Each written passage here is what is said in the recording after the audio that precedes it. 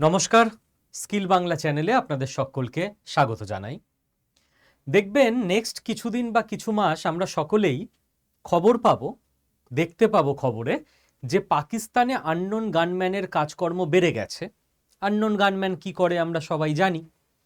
তার কারণ হচ্ছে আননোন গানম্যানের লিস্টটা আরেকটু বড় করে দেওয়া হয়েছে। ভারত সরকার রিসেন্টলি 23 জন নতুন জঙ্গিকে লিস্ট করে দিয়েছে ডেজিগনেটেড টেররিস্ট হিসেবে। এবার আমি আসব এক এক করে গোটা জিনিসটার ব্যাখ্যায় আসব। তার আগে আপনাদেরকে এই ঘটনার যে সারা পৃথিবী এক্সটেন্সিভলি কভার করছে এই নিউজটাকে, সেটা আমি আগে আপনাকে দেখিয়ে নিই। Government lists 23 Pakistanis as terrorist. ঠিক আছে, তো সরকার আরও 23 জন পাকিস্তানিকে টেররিস্ট হিসেবে লিস্ট করে দিয়েছে। বাট আমি না এখানে খবরের কাগজে তো পাকিস্তানি লিখছে, বাট আমি এখানে আসল সত্যটা বলবো যে এখানে এরা কিন্তু সবাই পাকিস্তানি নয়। অ্যাকচুয়ালি পাকিস্তান বেসড টেররিস্ট, এর মধ্যে ভারতীয়ও আছে। 6 জন এরকম লোক আছে এই 23 জনের মধ্যে। 17 জন তো পাকিস্তানি যারা জন্মেছিল ভারতে, তারপর এদের মাথায় কিছু একটা আদর্শ ঢুকে গেছে। সেই আদর্শ সফল করতে এরা, মানুষ আদর্শ সফল করতে মহান কাজ করে না, তো এরা জঙ্গি হয়ে গেছে। এরা এখন ভারতে থাকে না, কারণ ভারতে থাকলে গল্প হয়ে যেত এদের। এরা এখন কেউ কেউ পাকিস্তানে, কেউ কেউ আফগানিস্তানে থাকে। মূলত পাকিস্তান থেকেই পুরো অপারেশনটা চালায়। তো সেদিক থেকে আমরা বলতে পারি পাকিস্তান বেসড, কিন্তু তাদের জন্ম ভারতে, এটা আমরা অস্বীকার করতে পারি না। আচ্ছা, এবার এক এক করে আসি। এই যে 23 জন লোক, এদেরকে টেররিস্ট ঘোষণা করা হলো কোন আইনের ফলে? একটা তো আইন থাকবে, সেটা হচ্ছে UAPA, unlawful activities prevention act. ভারতে একটা আইন আছে যেটার বলে হোম মিনিস্ট্রি, মানে স্বরাষ্ট্র মন্ত্রক, যেখানে এখন অমিত শাহ দায়িত্বে রয়েছেন, হোম মিনিস্ট্রি কোনো মানুষকে টেররিস্ট বলে চিহ্নিত করতে পারে। অবশ্যই ডিটেল তার ব্যাকগ্রাউন্ড চেক করার পর, তার বিরুদ্ধে প্রমাণ ইত্যাদি জড়ো করার পর সেই আইনটা হচ্ছে ইউএপিএ। এই আইনটা তুলে দেওয়ার জন্য দেখবেন অনেক সমাজকর্মী, তারপর অনেক কি বলে ওরা মানবতাবাদী, তারা আবার সব আন্দোলন করে মাঝে মধ্যে ইউএপিএ তুলে দিক, যাতে করে টেররিস্টরা ধরা না পড়ে। এবং খুব অদ্ভুতভাবে এই সমস্ত মানবতাবাদী লোকদের মানবতাবাদ জেগে ওঠে টেররিস্টদের বেলায়। কিন্তু টেররিস্টরা নিরীহ মানুষকে খুন করলে তখন এরা আবার হঠাৎ করে 7-10 দিন এদের দেখা যায় না, কোনো ক্যামেরার সামনে বাইট ফাইট দেয় না। যাই হোক, এবার আমাদের যেটা কনসার্ন, আননোন গানম্যানের ব্যাপারে আসছি। তার আগে এই 6 জন তো পাকিস্তানে জন্মায়নি, ভারতে জন্মেছে। তো এরা কেন টেররিস্ট হলো? কদিন পর তো সারা পৃথিবী ভারতকেও বলবে এরাও টেররিস্টদের জন্ম দেয়। মানবতাবাদী মানুষরা বলেন যে টেররিজম কোথায় ছড়ায় বলুন তো? যেখানে দারিদ্র আছে। জাস্টিফিকেশন দেয়, মানুষ দরিদ্র বলে জঙ্গি হয়। দরিদ্র হলে সে কঠোর পরিশ্রম করবে, সে জঙ্গি হবে?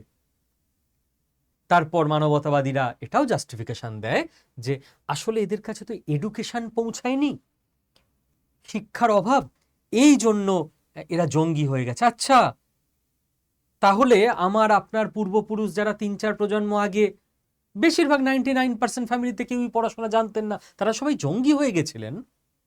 আচ্ছা, মানবতাবাদীরা এই যুক্তিও দেন যে এদের না অ্যাকচুয়ালি এরা হচ্ছে কুয়োর ব্যাং, এদেরকে কেউ ভুল বুঝিয়েছে, এদের কাছে তো এক্সপোজার নেই গোটা পৃথিবীর, তাই এরা সঠিক ব্যাপার স্যাপারগুলো জানতে পারে না, এরা ভুল পথে পরিচালিত হয়েছে।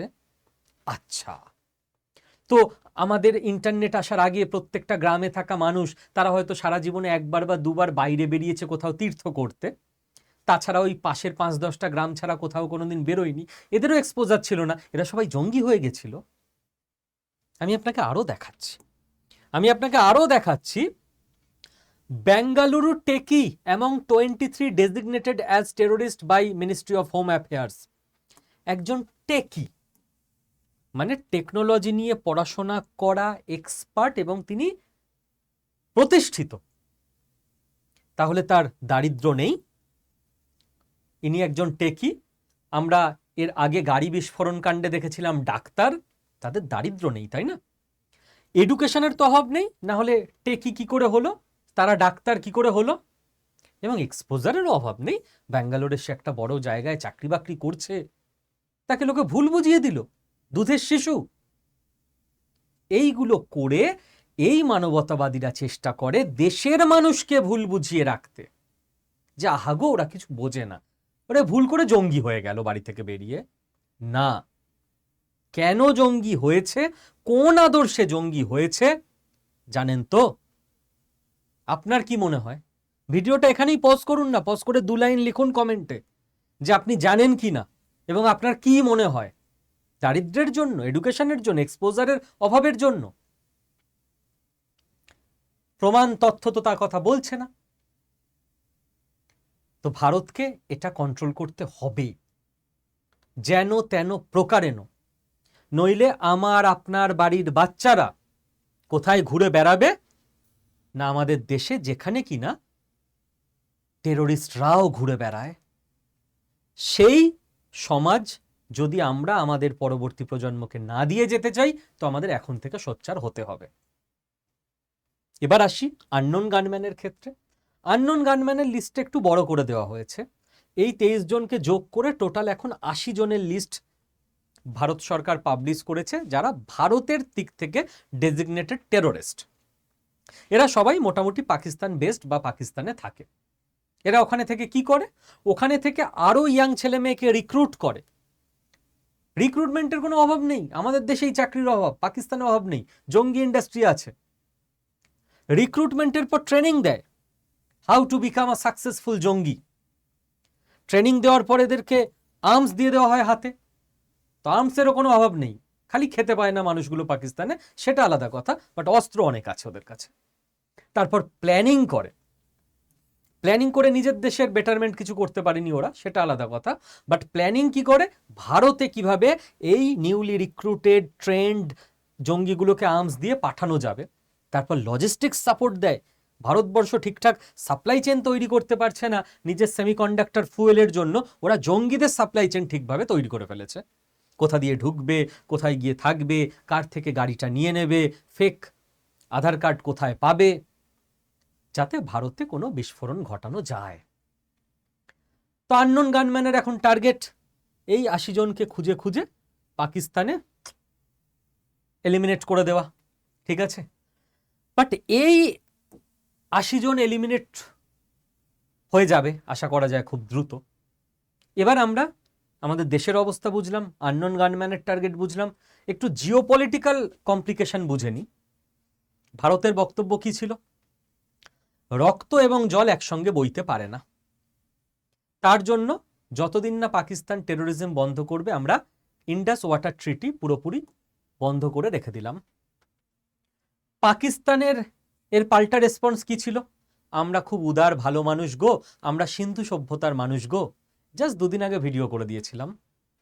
ওই ভিডিওর লাস্টে কি বলেছিলাম? জাস্ট 2 দিন আগের ভিডিও দেখে নিন, যে ভারতবর্ষ অলরেডি প্রিপারেশন করছে যে পাকিস্তানে কোথায় কোথায় কোন কোন জঙ্গি আছে তার তথ্য প্রমাণ পুরো জোগাড় করার, যাতে করে যেই আন্তর্জাতিক প্রেশার আমাদের ওপর আসবে যে ওদেরকে জল দিয়ে দাও, ওরা ভালো হয়ে গেছে, আমরা পুরো প্রুফ দিয়ে দিতে পারি এই যে এতগুলো টেরোরিস্ট এখনো আছে। 2 দিন আগে বলেছিলাম, কোনো নিউজ চ্যানেলে কোনো তথ্য ছিল না, কিছু ছিল না, কোনো খবর আসেনি, বলে দিয়েছিলাম যে এই কাজগুলো চলছে। তো 2 দিনের মধ্যে দেখতে পেয়ে গেলেন যে ভারতবর্ষ সেটা করে দিয়েছে, ইন্টারন্যাশনাল কমিউনিটিকে জানিয়ে দিয়েছে এই যে নতুন 23টা জঙ্গি ওখানে ঘুরে বেড়াচ্ছে, ওদের জল দেব? কিচ্ছু দেব না। তো জল বন্ধই রইল। জল বন্ধ মানে পাকিস্তানের চাপ আরো বাড়লো। পাকিস্তানের চাপ বাড়লো মানে পাকিস্তান ফ্রাস্ট্রেশনে এসে যে কোনো সময় যে কোনো মিস অ্যাডভেঞ্চার করে ফেলতে পারে, এবং ভারতীয় সেনাবাহিনীকে তার যোগ্য জবাবও দিতে হবে। তার জন্য ভারতীয় সেনাবাহিনী তৈরি হচ্ছে। ওকে, ভারত ইন্টারন্যাশনাল স্টেজেও কাজ করছে, এটাও আপনাকে বলেইছিলাম 2 দিন আগে। জাপানের প্রধানমন্ত্রী যে ভারত সফরে এসেছিল না, দেখবেন যৌথ যে জয়েন্ট প্রেস স্টেটমেন্ট হয়, প্রেস বিবৃতি, সেখানে পরিষ্কার জাপানও বলেছে যে টেরোরিজমের প্রশ্নে সবাইকে একসঙ্গে কাজ করতে হবে। কারণ পাকিস্তানে জেইসি মোহাম্মদ, লস্করি তৈবা, আইসিসের মতো কুখ্যাত নৃশংস টেরোরিস্ট অর্গানাইজেশনগুলো কাজ করে চলেছে। আমি বলছি না, ভারত বলছে না, ইউএন ডেজিগনেটেড যে টেরোরিস্ট লিস্ট আছে তাতে করে কোন টেরোরিস্ট অর্গানাইজেশন পাকিস্তানে কাজ করে, পাকিস্তানের নাম ভরে ভরে একের পর এক অর্গানাইজেশনের ক্ষেত্রে পাকিস্তানের নাম, জাস্ট আপনি চেক করে নিন, গুগল করে নিন। ইউএন এর টেরোরিস্ট মানে ডেজিগনেটেড যারা লিস্টে আছে, দেখুন, একটা হয় ভারত বলল আমরা মনে করি এই 100 জন টেরোরিস্ট, একটা হয় চীন বলল আমরা মনে করি এই 150 জন টেরোরিস্ট, আমেরিকা বলল আমরা মনে করি এই 125 জন টেরোরিস্ট। সব আলাদা আলাদা, কিছু কিছু ক্ষেত্রে কমনও আছে, বাট এগুলো এক একটা দেশ বলছে। কিন্তু যখন ইউএন বলে দেয় না, তার মানে সিকিউরিটি কাউন্সিল থেকে পাশ করানো হয়েছে যে সারা পৃথিবী মনে করছে এরা টেরোরিস্ট, আর সেই লিস্টে পাকিস্তানের নাম ভরে ভরে আছে, বাট পাকিস্তানের উপর অ্যাকশন হচ্ছে না। সারা পৃথিবী দেখছে আমেরিকা নিজের স্বার্থে পাকিস্তানকে বাঁচিয়ে চলছে। পাকিস্তানকে এভাবেই এক্সপোজ করে যেতে হবে, এমন ভাবে প্রুফ দিতে হবে যাতে আমেরিকাও বাঁচাতে না পারে। সেই কাজ চলছে ভারতের তরফ থেকে, সব লেভেলে করতে হবে, ডিপ্লোম্যাটিক লেভেলে, প্রুফ জোগাড় করার লেভেলে, মিলিটারি লেভেলে, সমাজের লেভেলে। কারণ আমাদের সমাজের মধ্যেই বসে রয়েছে সেই সব বুদ্ধিজীবী যারা জাস্টিফিকেশন দিয়ে দেবে, আহা গো টেরোরিস্ট নয় গো, ও হচ্ছে কি জানো, গরিব স্কুল মাস্টার বাবার আজাদিওয়ালা মেধাবী সন্তান। দেখবেন টেরোরিস্ট ধরা পড়লেই সঙ্গে সঙ্গে খবর পেয়ে যাবে, আহা গো মেধাবী সন্তান, সারাদিন বই পড়তো, পাড়ার কারোর সঙ্গে কোনো কথা কাটাকাটি ছিল না, বাড়িতে বসে বসে বোম বানাতো। তো সমাজকেও তো পাল্টাতে হবে, আর সেই কাজ আমাদেরই করতে হবে। সমাজ পাল্টানোর কাজ সরকারের নয় বা বিরোধী দলেরও নয়, আমার আপনার প্রত্যেকের। কারণ মনে রাখতে হবে, ভারতকে যদি ডেভেলপমেন্টের দিকে এগোতে হয়, ভারতে যদি শান্তি বজায় রাখতে হয়, তাহলে আমাদের সেটা শক্তির পথ দিয়েই অ্যাচিভ করতে হবে। শক্তি যদি না দেখানো যায় এই টেরোরিস্টদের ওপরে, ওরা আমাদের প্রোগ্রেস আটকে দেবে, ওরা আমাদের শান্তিতে থাকতে দেবে না। তো যে ভাষা টেরোরিস্টরা বোঝে সেই ভাষাতে বোঝাতে হবে। সেখানে যদি মানবতাবাদ দেখাতে গেছি আমরা, তাহলে এরপর ওরা যে অ্যাকশনটা নেবে, মানব সভ্যতা নিশ্চিহ্ন হয়ে যাবে। আপনি ভাবুন না আজকে ইন্ডিয়া কোন দিকে এগোচ্ছে। আমি জাস্ট আপনাকে যদি লাস্ট 1-2 দিনের খবর দেখাই, জাস্ট লাস্ট 1-2 দিনের, বাকি আপনারা সবাই খবর দেখেন, আমি কেন বলবো।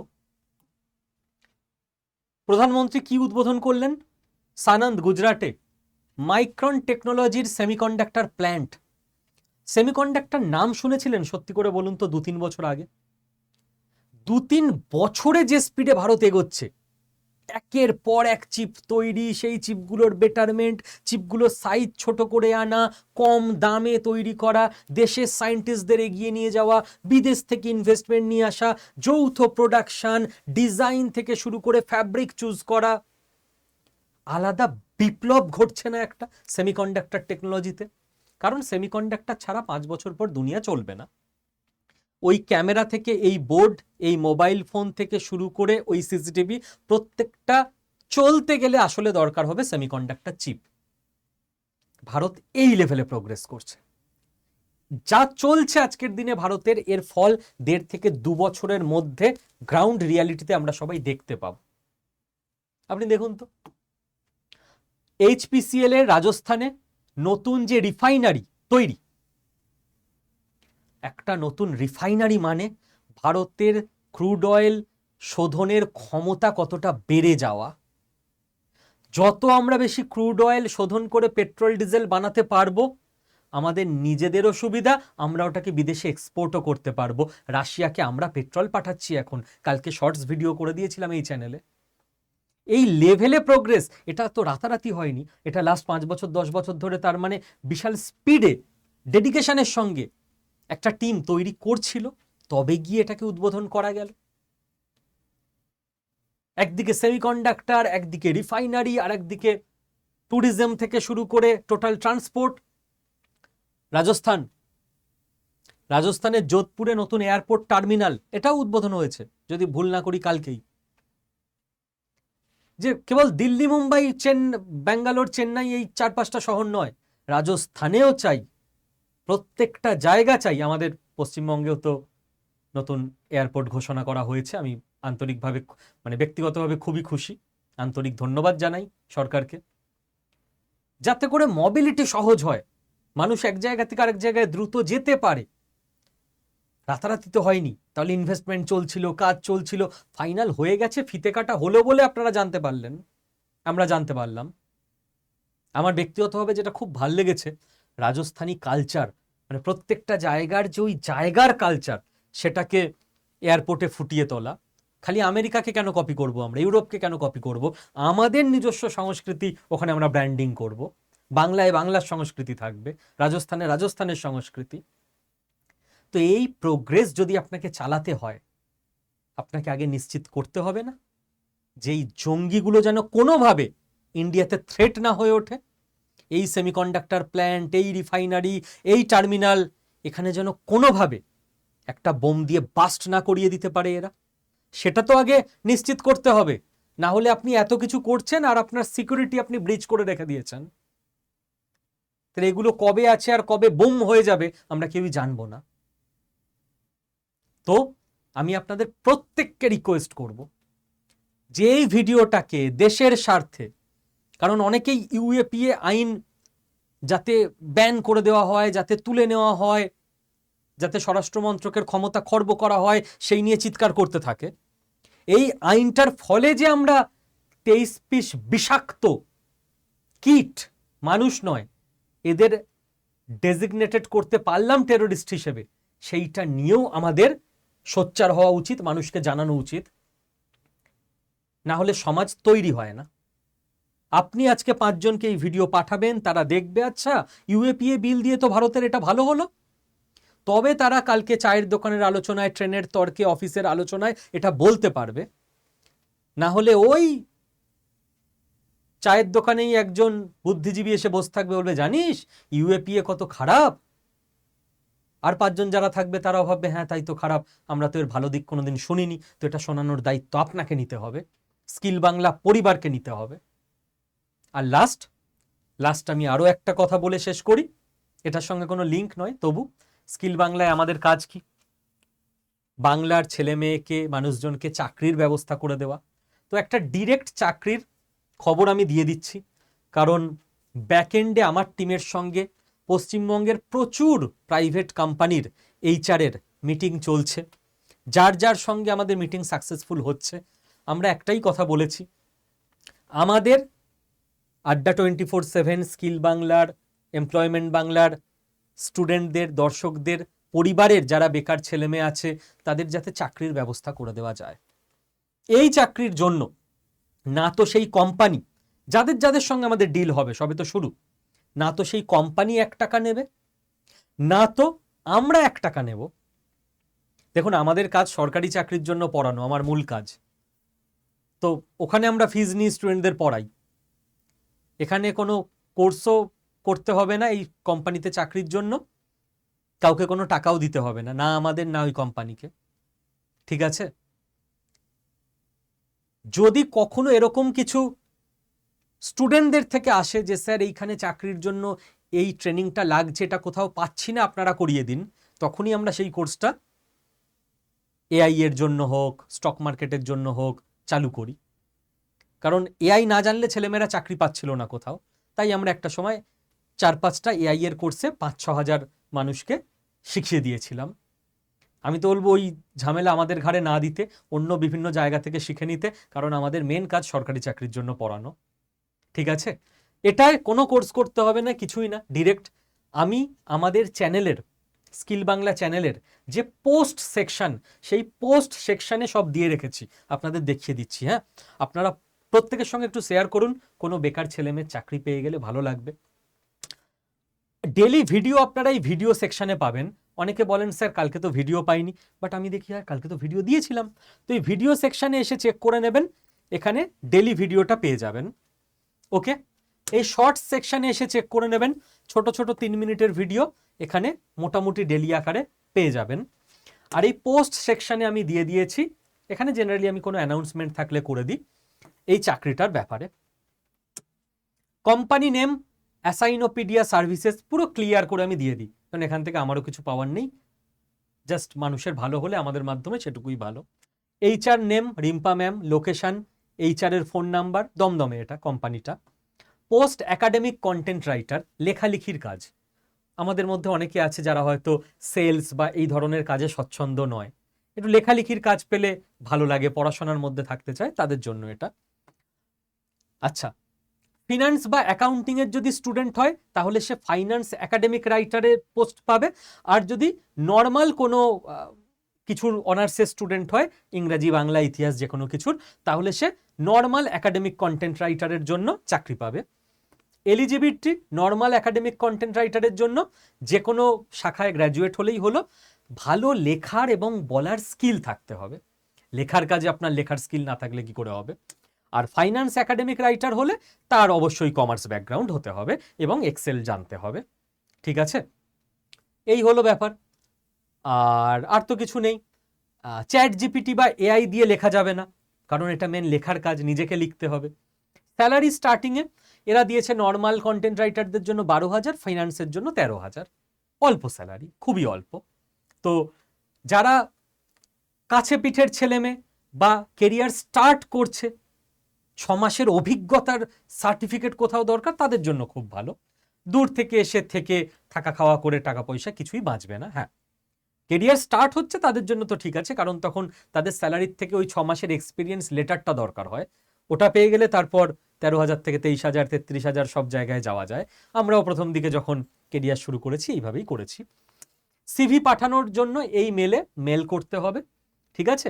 আর মেলের বডিতে লিখে দিতে হবে যে I M a student of আড্ডা 24/7, আমাদের যেটা ইনস্টিটিউটের নাম।